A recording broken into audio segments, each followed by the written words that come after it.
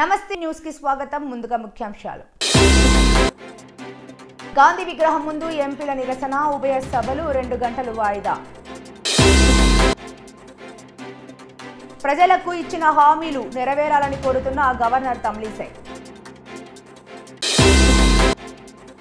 దోపిడీ దొంగ జగన్ కి ఓటమి భయం, మంత్రులు ఎమ్మెల్యేలకు బదిలీలా. రక్తపు మడుగులో గన్మెన్ కుటుంబం.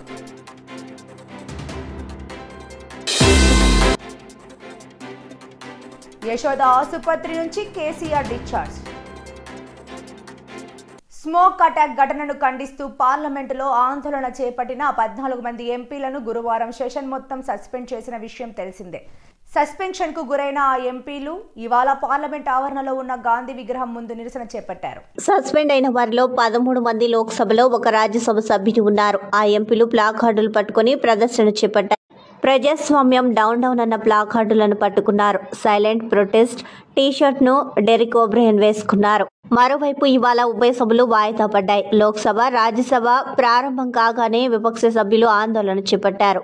దీంతో 2 సభలను మధ్యాహ్నం 2 గంటల వరకు వాయిదా వేశారు. స్పీకర్ ఓం బిర్లా ఇచ్చిన ఆదేశాలనే ప్రభుత్వం పాటిస్తుందని పార్లమెంటరీ మంత్రి ప్రహ్లాద్ జోషి తెలిపారు. స్మోక్ ఘటన అంశం ప్రస్తుతం కోర్టులో ఉందన్నారు. Arising out of breach of security in Parliament on 13 December 2023. Honorable members, I apprise the facts related to the incident to the House on 13th and 14th December 2023. The investigation in the matter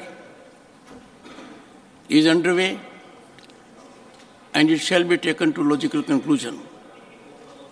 I am unable to persuade myself to allow the notices so received. Sri Kanta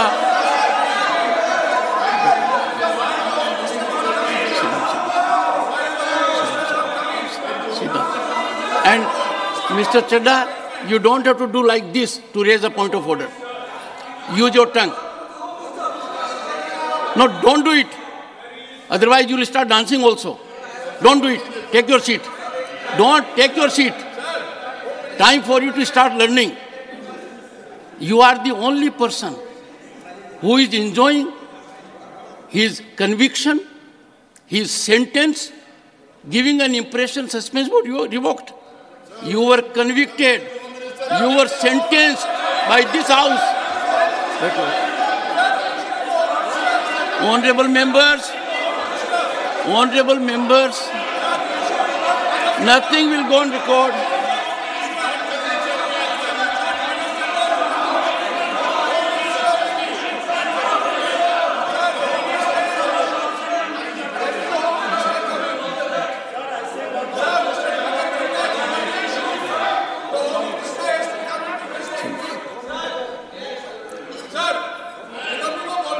पहले बैठिए पहले मुझे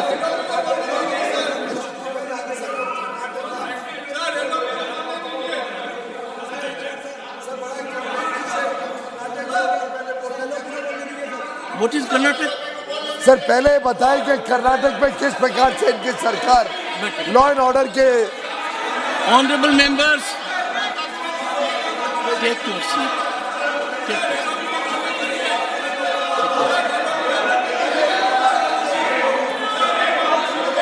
I am constrained to adjourn the House to meet at 2 p.m. today and request the leader of the opposition, leader of the House and floor leaders to see me in my chamber. రాష్ట్రంలో ఏర్పడ్డ కొత్త ప్రభుత్వానికి governor Tamilisai Soundararajan అభినందనలు తెలిపారు. ప్రజలకు ఇచ్చిన హామీలు నెరవేరాలని కోరుతున్నా. ప్రజాసేవలో విజయం సాధించాలని కొత్త ప్రభుత్వాన్ని కోరుతున్నామని గవర్నర్ పేర్కొన్నారు. ఉభయ సభలను ఉద్దేశించి గవర్నర్ అసెంబ్లీలో ప్రసంగించారు. ప్రజల ఆశలు, ఆకాంక్షలు నెరవేర్చే దిశగా కృషి చేస్తాం. ప్రజా ఫిర్యాదులు స్వీకరించేందుకు ప్రజావాణి చేపట్టాం. కొత్త ప్రభుత్వం ప్రయాణం ప్రజాసేవకు అంకితం కావాలని కోరుకుంటున్నాను. రైతులు, యువత, మహిళలకు ఈ ప్రభుత్వం ప్రాధాన్యత ఇస్తుంది. ప్రజలందరికీ సమాన అవకాశాలు కల్పించాలి. ప్రజా సంక్షేమం కోసమే 6 గ్యారెంటీలు ప్రకటించాం. హామీలకు చట్టబద్ధత కల్పించే దశరంపై తొలి సంతకం చేశారు. ప్రజలకు ఇచ్చిన ప్రతి మాటకు మా ప్రభుత్వం కట్టుబడి ఉంటుందని గవర్నర్ స్పష్టం చేశారు. Keeping in view the aspirations of martyrs, the struggles undertaken by the students and the desire of civil society, I convey that the present elected government thanks all the people, parties, leaders and then UPA government and the then Prime Minister Dr. Manmohan Singh for creating a separate Telangana state in 2014. Respecting the decades-old aspiration of people, on behalf of 4 crore Telangana people, the present government thanks Mrs. Sonia Gandhi, the then chairperson of UPA, for the key role she played in the process of creating Telangana into a separate state. I once again pay my humble tributes through this house to the martyrs who laid down their precious lives. At the time of elections, we gave word to the people that we would get Indrama Rajyam in Telangana. We made it clear that there would not be any repression or dictatorial tendencies in the governance. We have declared 6 guarantees for the welfare and development of the people. In time, with promises made, Chief Minister Shri Revanth Reddy Garu signed the file giving legal sanctity to the 6 guarantees soon after his swearing in. This proved the commitment and dedication of our government. My government is taking the first step along the path of welfare for the people of the state. My government will stand by each and every promise it has made. Within 48 hours of entering the governance, my government has implemented 2 out of 6 guarantees. My government's aim is to make women in Telangana state prosperous as Mahalakshmis. As part of this, women are given free travel facility in the RTC buses, and I am happy to inform you that this free travel scheme came into being on December 9th. Other promises made under the Mahalakshmi scheme will be implemented very soon. My government has a definite plan to provide better medical and health services to the poor. No one should lose his or her life because he or she is poor. My government's topmost priority is public health. Hence, the government has revamped the Rajiv Arogya Shri scheme, which was implemented during the Congress regime in the past. Rajiv Arogya Shri became very popular and talked about in the country. I am happy to inform you that Rajiv Arogya Shri Jagan పాలనలో దాచుకోవడంతో ఓటమి తప్పదని తేలిపోయింది. వైకాపా నేతల అరాచకాలు, దోపిడీ, దౌర్జన్యాలపై ప్రజా వ్యతిరేకత వెల్లువెత్తి తిరుగుబాటు మొదలైంది. ఓటమి బెంగ పట్టుకున్న తాడేపల్లి ప్యాలెస్లోని జగన్ దళిత బీసీ మంత్రులు, ఎమ్మెల్యేలకి బదిలీలు చేస్తున్నారు. జగన్కి దమ్ముంటే పులివెందల ఒక బీసీకి ఇచ్చి వేరే నియోజకవర్గానికి వచ్చి పోటీ చేయాలి. అందుకే ఈయనకు జగన్ మామూలుగా లెక్కలు తారుమారైపోయాయి. 170 సీట్లు గెలిచిపోతామని సంకలెగరేశాడు. ఇప్పుడు దిగజారిపోయాడు. ఓటమి భయం పుట్టుకునింది తాడేపల్లి ప్యాలెస్లో. దానికోసం ఇప్పుడు 11 మంది ఇన్ఛార్జ్ ఒకటేసారి మార్చేశాడు. అంటే నాకైతే అర్థం కాల. 45 ఏళ్ళు నేను రాజకీయాల్లో ఉన్నాను, కానీ ఎమ్మెల్యేలకు మంత్రులకు ట్రాన్స్ఫర్లు ఉంటాయని నాకు తెలియదు ఇంతవరకు. వాళ్ళు ఎన్నుకుంటారు ఆ నియోజకవర్గంలో, వాళ్ళకి మీరు సీట్ ఇస్తారు. అక్కడ దోపిడీ చేసేసి అక్కడ అన్పాపులర్ అయిపోయి ప్రజలు ఎప్పుడెప్పుడు ఈయన వదిలించుకోవాలంటే ఆ పాపాన్ని ఇంకొక నియోజకవర్గానికి అంటగడతాడంట. ఇక్కడ చెల్లని కాసు అక్కడ చెల్లుతుంది. అంటే ఎంత బ్రహ్మాండి వీళ్ళకు. ఎక్కడికి పోతున్నారు మీరు? 4.5 సంవత్సరాలుగా 5 సంవత్సరాలుగా మీ ఎమ్మెల్యేలు ఆంబోతుల మారిగా రోడ్డు మీద పడి ఎక్కడికక్కడ భయభ్రాంతులను చేశారు మీ వాళ్ళందరూ. మామూలు కూడా కాదు. ఆడపిల్లలకు రక్షణ లేకుండా పోయింది, ప్రజానీకం యొక్క ఆస్తులకు రక్షణ లేకుండా పోయింది. మీకు ఏ దొరికితే చేశారు. అది చేసి ఈరోజు ప్రజలు రివోల్ట్ అయి తిరుగుబాటు చేసే పరిస్థితి వస్తే అందరినీ ట్రాన్స్ఫర్ చేస్తాడంట. 5 మంది దళితుల్ని ట్రాన్స్ఫర్ చేశాడు. అందులో 3 మంత్రులు, 2 మంత్రులు దళితులు, ఒక బీసీ మంత్రి, ఇంకో పక్కన 3 బీసీ ఎమ్మెల్యేలు. అందరినీ ట్రాన్స్ఫర్ చేసి మళ్ళీ గెలిపించేస్తారంట, 178 గెలిపించేస్తారంట. అంటే నేను అడుగుతున్నా, నీకు బీసీ మీద అంత ప్రేమ ఉంటే పులివెందల నెంబర్ 1 సీట్ కదా, ఆ సీట్లో నువ్వు గెలిపించచ్చు కదా. నువ్వు పెద్ద మహానాయకుడివి కదా, నువ్వు ఎక్కడన్నా గెలుస్తావు కదరా. నిలబడి వేరే కాన్స్టిట్యున్సీ తేలిపోతుంది నీ పని కూడా. పులివెందులు కాకుండా ఇలాంటి తప్పుడు మార్గాలు పెట్టి అక్కడుండే పులివెందుల్లో ఉండే క్యాండిడేట్ని కూడా ఎన్ని ఇబ్బందులు పెట్టాలో నిన్న చూసి రెండోసారి జైలు పోయి వచ్చాడు. ఇంకెన్నిసార్లు పోవాలో చూడాలి. ఎలక్షన్స్ ముందు ఎన్నిసార్లు పోయినా ఈసారి ఏమవుతుందో వీళ్ళు చూడబోతున్నారు. ఇంకొక పక్కన మనం చూస్తూ ఉంటే, ఓకే వీళ్ళందరినీ చేసావు కదా, బాలినేని పైన ఎన్ని విన్యాసాలు జరిగాయి. సీట్ ఇవ్వని అని చెప్పావా, ట్రాన్స్ఫర్ చేస్తానని చెప్పావా. కాకినాడ ఎమ్మెల్యే ఉన్నాడు కదా, మొత్తం దోపిడీ అంతా నీ బినామీ ఆయనే కదా, మొత్తం ఆయనగా చేసే పనులని అందరూ ఆందోళన చేశాం కదా. నేను కూడా మొన్న ఆందోళన చేశాం కదా, ఇసుక అంతా చూపించాం కదా. ఈ ఇసుక ఎవరిదో చెప్పండి ఆ మీరుని పేరు ఎందుకు చెప్పడం, నేను వాళ్ళ పేరు చెప్తే నాకే చిన్నతనం. ఏం చేశావు అంటే, దోపిడీదారులు నీ మనుషులైతే నీ పేరు పెట్టి దోపిడీ చేస్తే అది దోపిడీ కాదు. ఏదో ఎస్సీలు వీళ్ళంతా ఉంటే అమాయకులు కాబట్టి వాళ్ళ సీట్లు తీసేస్తావు, ఇప్పుడు బయట పంపించేస్తావు. ఇంకొక పక్కన మీరు చూస్తే ఇన్ని చెప్పావు, 100 కోట్ల రూపాయలు ఫైన్ వేశారు పుంగనూరు ఎమ్మెల్యే నీ మంత్రి. ఎవరేసారు, ట్రిబ్యునల్లో ఎన్జిటీలో చాలా స్పష్టంగా జడ్జిమెంట్ ఇచ్చారు, 100 కోట్ల రూపాయలు ఫైన్ వేశారు. వీళ్ళు సుప్రీంకోర్టు పోతే 50 కోట్ల రూపాయలు కట్టమంటే కట్టారు. ఎవరి డబ్బులు అది?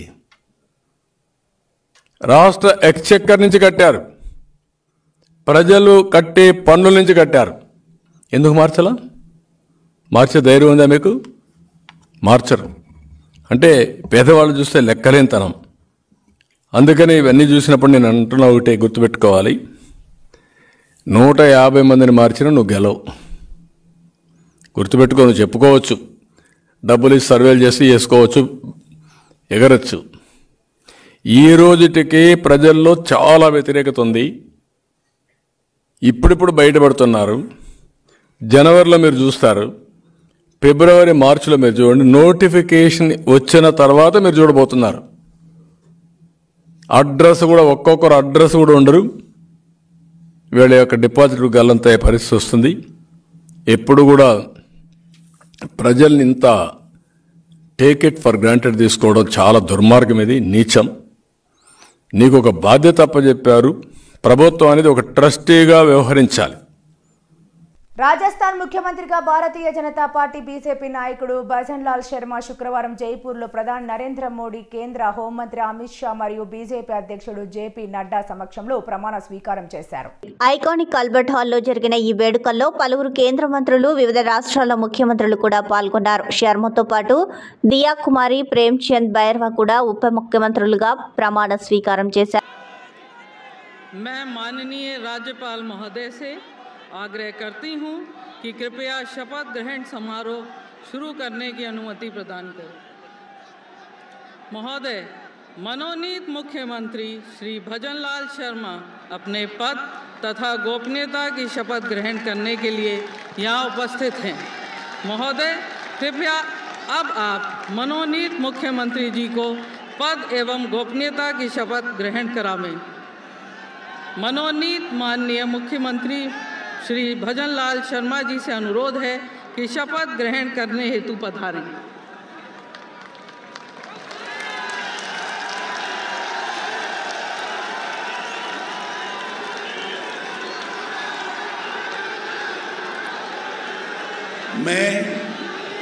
मैं भजन लाल शर्मा ईश्वर की शपथ लेता हूं कि मैं विधि द्वारा स्थापित भारत के संविधान के प्रति सच्ची श्रद्धा और निष्ठा रखूंगा।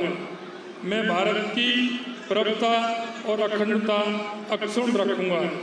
मैं राजस्थान राज्य के मुख्यमंत्री के रूप में अपने कर्तव्यों का श्रद्धापूर्वक शुद्ध अंतःकरण से निर्वहन करूंगा तथा मैं भय या पक्षपात अनुराग या द्वेष के बिना सभी प्रकार के लोगों के प्रति संविधान और विधि के अनुसार न्याय करूंगा।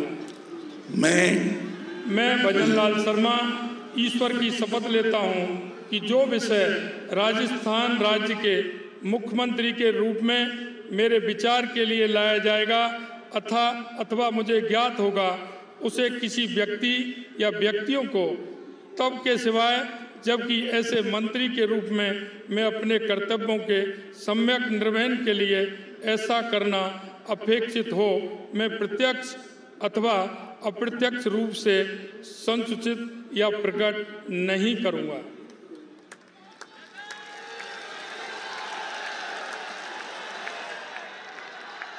ఏం కష్టం వచ్చిందో తెలియదు కానీ కట్టుకున్న భార్యను అభం శుభం తెలియని తన పిల్లల్ని చంపి తాను గన్తో కాల్చుకొని ఓ గన్ మ్యాన్ ఆత్మహత్యకు పాల్పడ్డాడు. ఈ విషాదకర ఘటన సిద్దిపేట జిల్లా చిన్న కోడూరు మండలం రామునిపట్లలో జరిగింది. సిద్దిపేట జిల్లా కలెక్టర్ గన్మెన్ ఆకుల నరేష్ భార్య చైతన్య, ఇద్దరు పిల్లలు రేవంత్, హిమశ్రీని చంపేసి గన్తో కాల్చుకొని చనిపోయాడు. రక్తపు మడుగులో చిన్నారులు పడి ఉండడం తీవ్రంగా కలిచివేస్తోంది. కాగా ఈ ఘటన స్థానికంగా కలకలం రేపుతోంది. బీఆర్ఎస్ అధినేత కేసీఆర్ యశోద ఆసుపత్రి నుంచి శుక్రవారం ఉదయం డిశ్చార్జ్ అయ్యారు. ఆసుపత్రి నుంచి డిశ్చార్జ్ అయిన కేసీఆర్ నేరుగా బంజారా హిల్స్ నందినగర్లోని తన సొంతింటికి వెళ్లారు. కేసీఆర్ వెంట కేటీఆర్, హరీష్ రావు ఉన్నారు. హిప్ రీప్లేస్మెంట్ సర్జరీ కారణంగా కేసీఆర్ యశోద ఆసుపత్రిలో వారం రోజుల పాటు ఉన్నారు. చికిత్స అనంతరం కేసీఆర్ కోలుకోవడంతో వైద్యులు ఇవాళ డిశ్చార్జ్ చేశారు. మరో 4-5 వారాల పాటు కేసీఆర్ విశ్రాంతి తీసుకోవాలని వైద్యులు సూచించారు. ఈ నెల 8వ తేదీన రాత్రి కేసీఆర్ తన వ్యవసాయ క్షేత్రంలో కాలు జారి కింద పడిన సంగతి తెలిసిందే. దీంతో కేసీఆర్ను కుటుంబ సభ్యులు సోమాజిగూడలోని యశోద ఆసుపత్రికి తరలించారు. 9వ తేదీన కేసీఆర్ హిప్ రీప్లేస్మెంట్ సర్జరీ నిర్వహించారు. ఆ తర్వాత కేసీఆర్ను వాకర్ సాయంతో వైద్యులు నడిపించారు. ఇక ఆసుపత్రిలో ఉన్న కేసీఆర్ను రాజకీయ సినీ ప్రముఖులు పరామర్శించిన సంగతి తెలిసిందే. గత 4 రోజులుగా అంగన్వాడీ వర్కర్లు, హెల్పర్లు రాష్ట్ర సంఘం పిలుపు మేరకు విధులను బహిష్కరించి అంగన్వాడీ పాఠశాలలకు తాళాలు వేసి రోడ్డెక్కి తమ నిరసన తెలుపుతూ నిరవధిక రిలే నిరాహార దీక్షలు నిర్వహిస్తున్నారు. అయితే వైసీపీ ప్రభుత్వం పాదయాత్రలో ఇచ్చిన హామీ మేరకు తెలంగాణ ప్రభుత్వం కంటే 1000 రూపాయలు అదనంగా జీతం ఇస్తామని హామీ ఇచ్చిందని, ఆ హామీని మరచిపోయి కేవలం 11,500 జీతం ఇస్తున్నారని ఆవేదన వ్యక్తం చేస్తున్నారు. అంగన్వాడీకులకు కనీస వేతనం 26,000 రూపాయలు అందజేయాలని, రిటైర్మెంట్ బెనిఫిట్స్లో భాగంగా 5 లక్షల రూపాయలు ఇవ్వాలని, జీతంలో సగం పెన్షన్గా అందించాలని ఇతర డిమాండ్లతో కూడిన నిరసనను కొనసాగిస్తున్నారు. దీనిపై ప్రభుత్వం స్పందించకుండా పట్టుదలకు వెళ్లి నూతనంగా ఏర్పాటు చేసిన వాలంటరీ సచివాలయ ఉద్యోగులతో నడిపించే ప్రయత్నం చేస్తోంది. దీన్ని అంగన్వాడీ వర్కర్లు, ఆయాలు తీవ్రంగా వ్యతిరేకిస్తూ ఉద్యమాన్ని తీవ్రతరం చేస్తామంటూ హెచ్చరిస్తున్నారు. దీంతో విషయం ఎటువైపు పోతుందో అనే ఆందోళన పరిస్థితి నెలకొంది.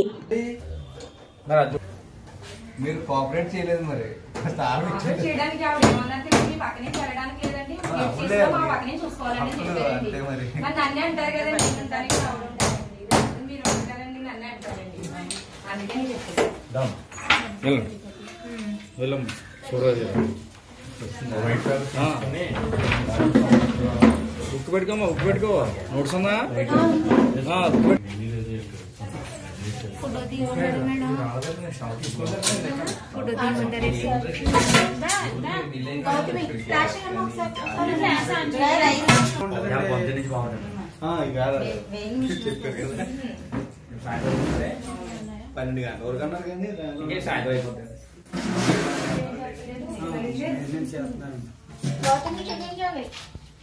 సరే అమ్మా రికార్డ్ చూస్తుంది వచ్చి నీకు అవన్నీ ఏం చూస్తుందని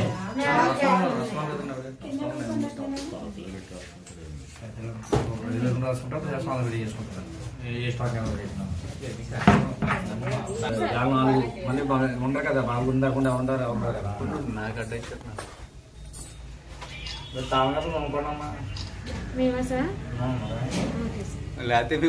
వార్తలు ముగించే ముందు ముఖ్యాంశాలు మరోసారి. గాంధీ విగ్రహం ముందు ఎంపీల నిరసన, ఉభయ సభలు 2 గంటలు వాయిదా. ప్రజలకు ఇచ్చిన హామీలు నెరవేరాలని కోరుతున్న గవర్నర్ తమిళిసై. దోపిడి దొంగ జగన్ కి ఓటమి భయం, మంత్రులు ఎమ్మెల్యేలకు బదిలీలా. రక్తపు మడుగులో గన్మెన్ కుటుంబం.